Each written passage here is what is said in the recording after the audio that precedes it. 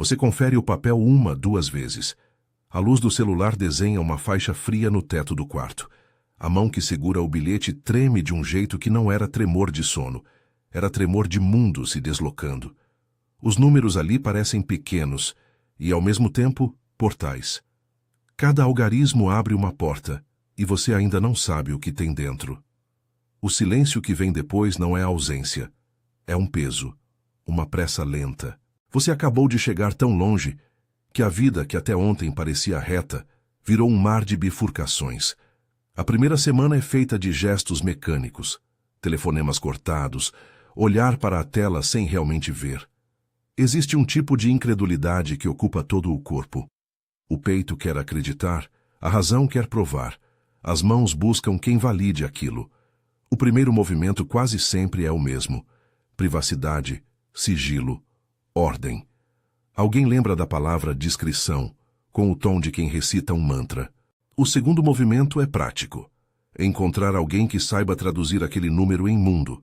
Um advogado com mesa em prédio alto, uma voz calma que fala de estrutura, um contador que não pergunta por quê, apenas anota.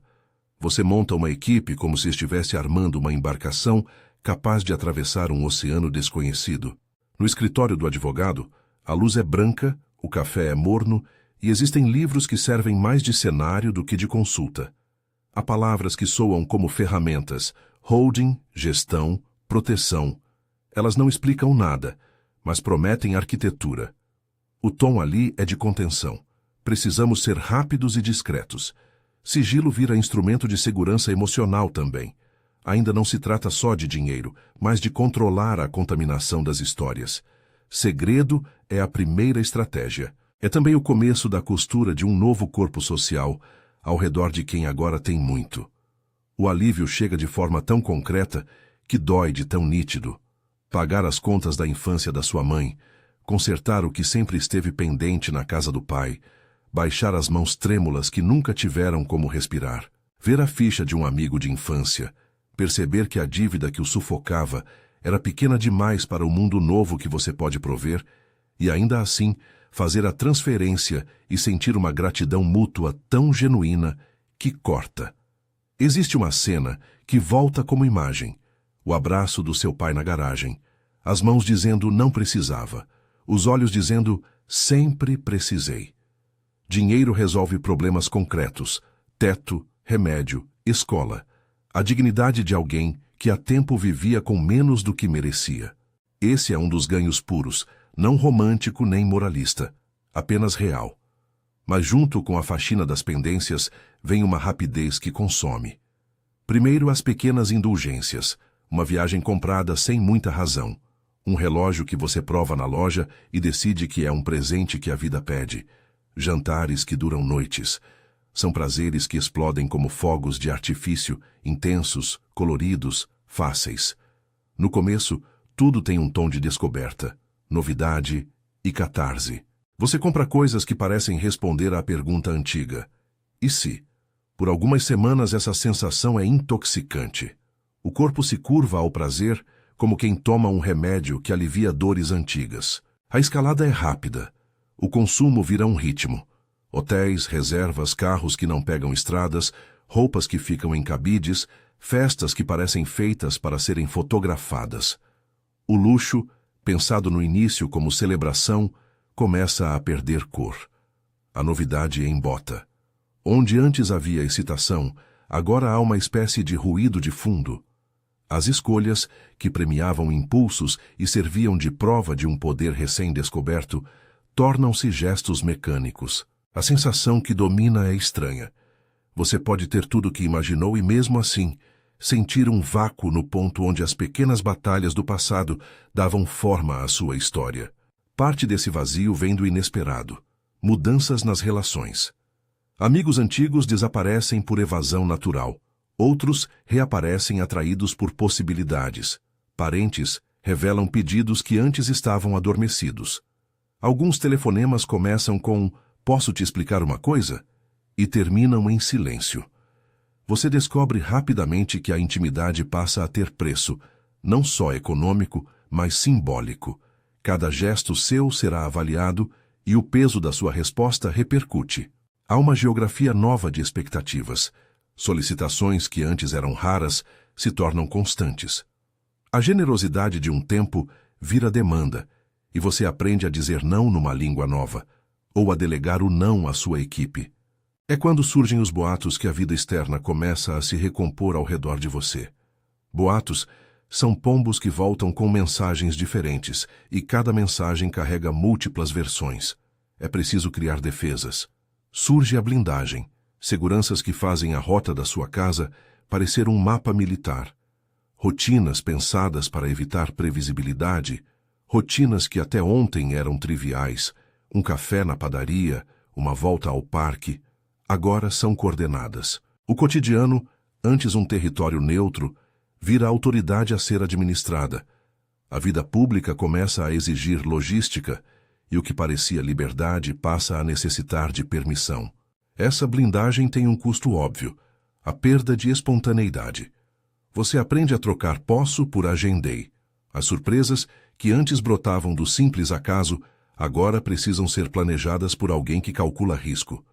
A sensação de estar sempre observado, por olhares, por expectativas, por silêncio, vai se somando às grades invisíveis. Há momentos em que a casa parece uma gaiola de ouro, bonita, segura e ainda assim fechada. O metal reluz, mas você sente o peso. Gaiola porque protege, de ouro porque essa proteção tem preço.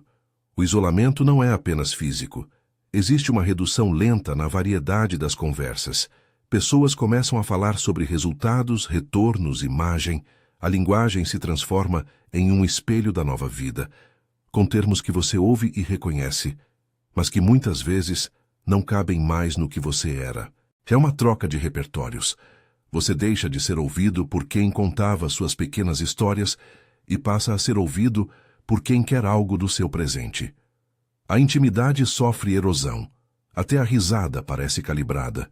Em meio a isso, surge outra necessidade: sentido. O excesso de poder de compra obriga você a perguntar: para que serve tudo isso?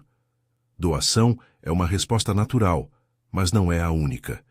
Para muitos, criar uma instituição parece uma maneira de organizar tanto o impacto quanto a reputação. Um instituto, uma fundação, um projeto que chama para si parte do seu desejo de deixar marca. Corte de fita, placa discreta, voluntários que trabalham com uma seriedade que toca. Há no gesto a mistura de genuinidade e gestão. Uma tentativa de traduzir privilégio em legado. E nesse território, a ambivalência se reafirma. Às vezes, você sente que a filantropia cura buracos na própria consciência.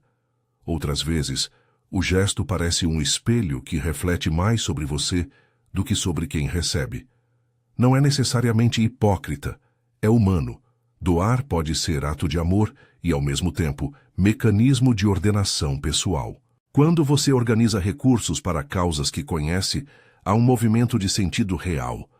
Escolas que mudam, pessoas que conseguem tratamento, espaços que se abrem. Mas também existe o lado prático.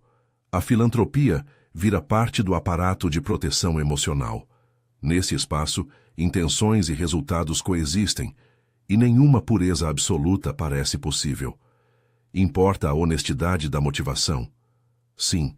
Importa a eficácia? Também. É um campo onde o desejo de bem se mistura com a vontade de gerir a própria imagem. E reconhecer essa mistura é parte de cuidar bem do que se tem. Enquanto tudo isso acontece, memórias do antes incomodam com frequência. Voltar a ouvir o barulho da rua onde cresceu é uma sessão de escuta. Você repete mentalmente os velhos passos e percebe que eram o que te sustentava. O antes não era perfeição, era estrutura. Pequenas fricções que te ensinaram resiliência, fracassos que forjaram resistência. Quando esses elementos se ausentam, você sente falta de um chão que não seja de mármore ou carpete. A identidade, que estava misturada com a trajetória, parece precisar ser reorganizada. Quem é você sem as batalhas pequenas? Que partes da sua história você quer preservar intactas? A resposta não é única.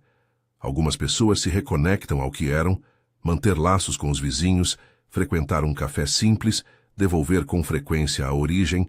Outras se perdem em labirintos de consumo e atividade social, substituindo proximidade por calendário. Aqueles que conseguem navegar com alguma paz costumam construir uma arquitetura emocional. Limites claros, gente de confiança ao redor, escolhas de doação que dialogam com valores pessoais. Não é uma receita, é um princípio. Se você chegou longe demais, precisa de estrutura para não se perder. E há um movimento que não aparece em manchete: a necessidade de se cercar de opiniões que não digam apenas sim. É fácil rodear-se de consensos. É prudente, porém desconfortável, ter alguém que questione escolhas estéticas, que diga isso parece precipitado, que devolva a prática da humildade. Equipe não é só para blindar bens, é para preservar a humanidade. Um contador que entende seus valores, um advogado que prioriza sua integridade, um amigo que não confunde proximidade com interesse.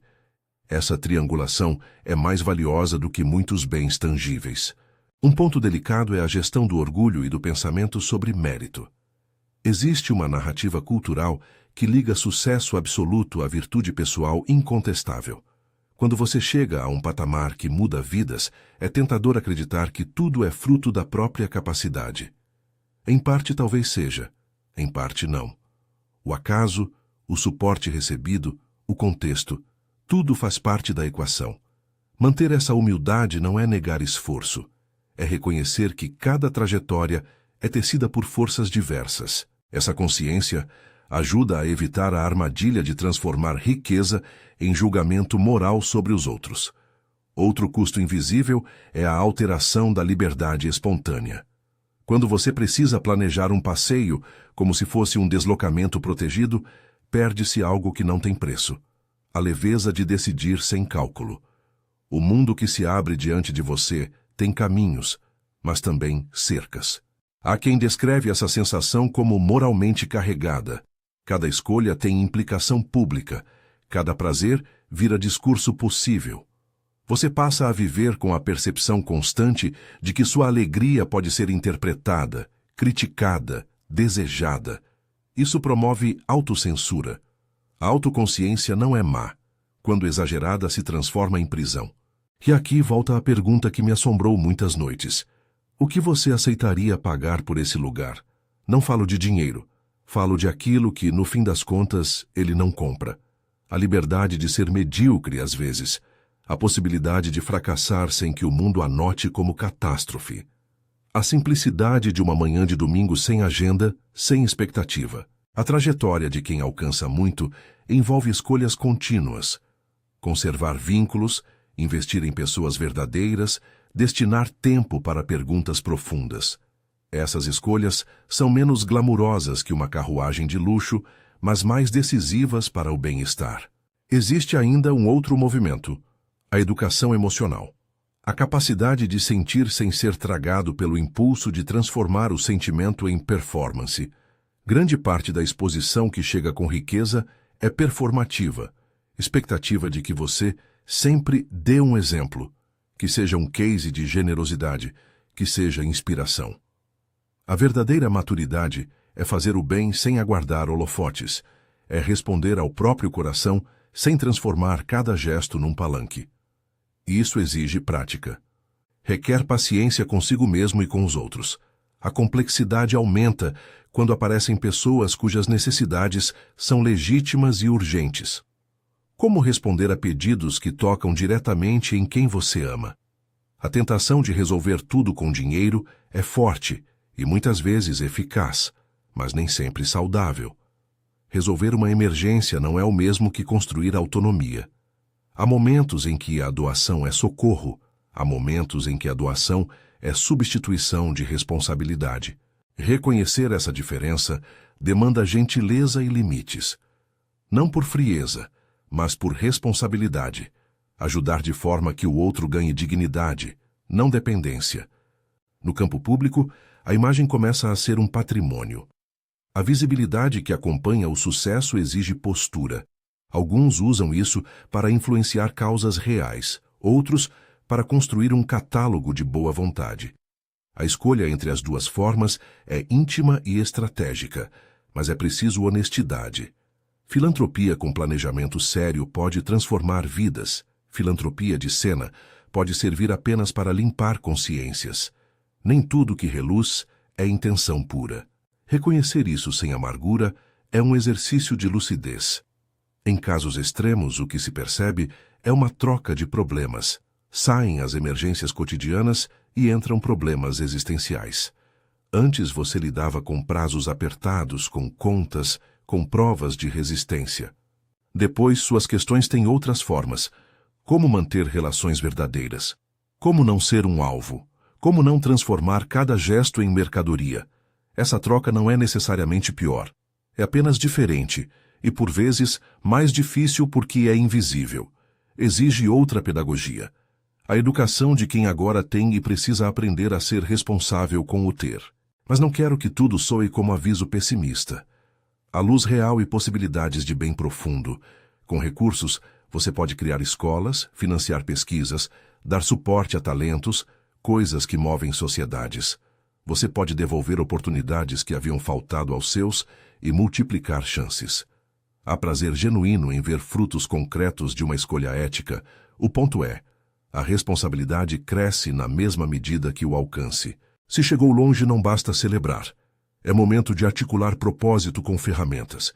Isso requer tempo, reflexão e, frequentemente, ajuda profissional. Não para esconder ou reduzir, mas para ampliar impacto com responsabilidade. Por isso, se você está navegando essa encruzilhada, ou teme navegar, aqui vão algumas coisas que eu aprendi e que você precisa saber, não como manual, mas como sinais de alerta e de cuidado. Primeiro, a descrição inicial não é paranoia, é proteção. Segredo não é sinônimo de vergonha, é estratégia para preservar vida. Segundo, equipe é imprescindível, mas escolha pessoas que olhem para você como ser humano, não como conta. Terceiro, pagar dívidas e garantir dignidade para quem ama é um ato que costuma curar mais do que comprar. Quarto, prazer sem propósito enjoa. Celebre, mas não deixe o consumo virar anestesia. Quinto, blindagem física e emocional é necessária, porém é preciso cultivar rituais de espontaneidade. Sem eles, a vida vira exposição programada. Sexto, filantropia pode ser redenção e também arquitetura de legado. Faça-a com transparência e com vontade de aprender. Sétimo, não confunda méritos absolutos com sorte e apoio. Humildade amplia liberdade. Oitavo, preserve quem te conhece sem interesse. Esses rostos vão ser seu refúgio quando o brilho cansar. Essas não são regras, são convites à reflexão. Alguns vão achar que tudo isso é drama, outros que é verdade amarga e inevitável. Não sei qual será sua resposta. Sei apenas que há custos que nunca aparecem nas manchetes e que aceitar o brilho sem saber o preço é uma aposta alta. Quando penso nas noites em que a mão tremia sobre o papel, lembro também do abraço demorado do meu pai e da sensação simples de voltar para uma rua onde ninguém sabia o meu saldo. Em muitos dias, esse passado me salvou. Ao lembrar de quem fui, encontrei atalhos para quem eu queria ser. E esse é o último ponto: preservar a narrativa de si.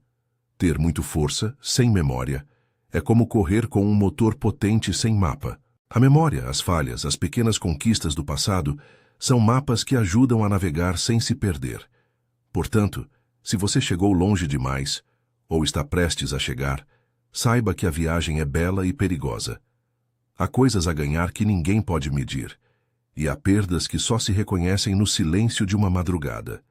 Precisa ter olhos abertos e rede ao redor, pessoas que não cobram entrada, limites que você honra, intenções que se alinham com ações. Precisa aprender a transformar poder de compra em responsabilidade de cuidado e luxo em ferramenta quando possível. No fim das contas, a pergunta que deixo é esta: se pudesse escolher, você aceitaria tudo isso? Aceitaria pagar o preço da discrição, das escolhas calculadas, das amizades filtradas, do tempo rouco de liberdade por segurança? Aceitaria abdicar de algumas liberdades pequenas para ganhar outras, conforto, possibilidade de ajudar outros em escala maior? Ou preferiria um caminho onde as faltas e as frustrações fossem companheiras, porém com a leveza da espontaneidade? Não há resposta universal, há apenas a sua, e talvez a dela mude com o tempo. Se essa história te fisgou e você quer mais narrativas que exploram o preço do sucesso, inscreva-se e fique por aqui. E agora me diga, você aceitaria essa encruzilhada? Por quê? Compartilhe sua resposta e marque alguém que precisa se imaginar nesse dilema.